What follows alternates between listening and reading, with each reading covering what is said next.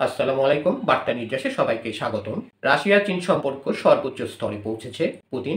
Russia ও চীনের সম্পর্ক এখন ইতিহাসের সর্বোচ্চ স্তরে পৌঁছেছে বলে মন্তব্য করেছেন রাশিয়ার প্রেসিডেন্ট ভ্লাদিমির পুতিন। একই সাথে অর্থনীতি থেকে শুরু করে কৌশলগত সমন্বয় পর্যন্ত দুই দেশের অংশীদারত্ব আরও গভীর হচ্ছে বলেও মন্তব্য করেছেন তিনি। দর্শক, আমাদের চ্যানেলটি সাবস্ক্রাইব করে আমাদের সঙ্গেই থাকুন। চীনের রাষ্ট্রীয় বার্তা সংস্থা সিনহুয়াকে দেওয়া এক সাক্ষাৎকারে পুতিন উল্লেখ করেছেন, 2021 সাল থেকে দুই দেশের দ্বিপক্ষীয় বাণিজ্য প্রায় $100 বিলিয়ন বৃদ্ধি পেয়েছে। তিনি বলেন, চীন নিঃসন্দেহে এখন রাশিয়ার প্রধান বাণিজ্যিক অংশীদার, আর রাশিয়া গত এক বছরে চীনের পঞ্চম বৃহত্তম বৈদেশিক অংশীদার হয়ে উঠেছে। তিনি আরও বলেন, বাণিজ্য মূলত ডলারে হিসাব করা হলেও এখন প্রায় সম্পূর্ণভাবে নিজস্ব জাতীয় মুদ্রায় লেনদেন হচ্ছে। ডলার ও ইউরোর অংশ নেমে এসেছে পরিসংখ্যানগত ভুলের স্তরে।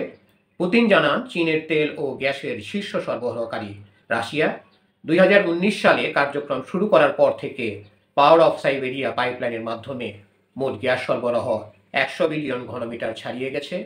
2027 সালে পূর্বাঞ্চলীয় গ্যাস পাইপলাইন সম্পন্ন হলে চীনে গাড়ি রপ্তানি ও জ্বালানির চাহিদা পূরণে রাশিয়ার ভূমিকা আরও বাড়বে, যা দুই দেশের সম্পর্ককে গভীর করবে।